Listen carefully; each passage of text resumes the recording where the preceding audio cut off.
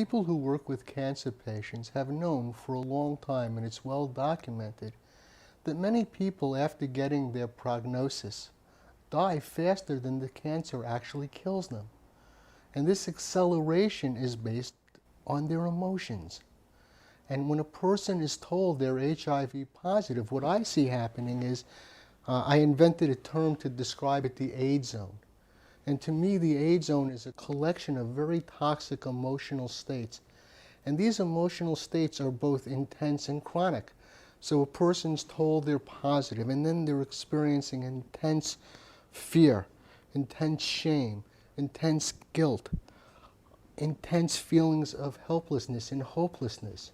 And this combination of these intense emotions in and of itself could knock out and undermine their natural defenses. And then I noticed a pattern. Within a period of time in the AIDS zone, you would see people and they stopped eating. They stopped sleeping regularly. They stopped taking care of themselves.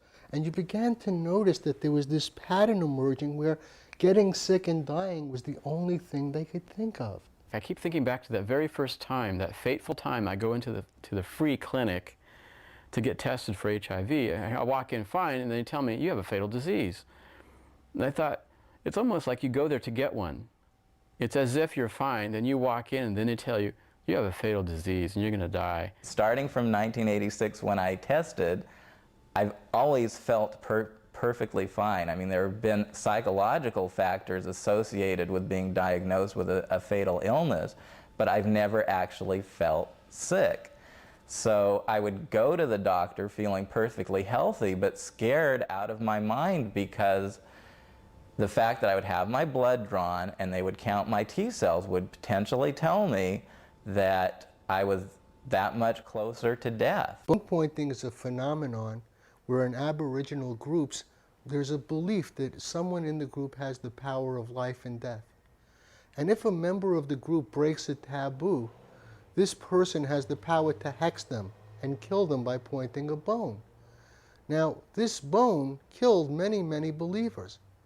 But later on, when the missionaries came and when the Europeans came and these people were conquered, they pointed their bones at the missionaries. They pointed their bones at the soldiers. It had no power, because the power of the bone was in the belief.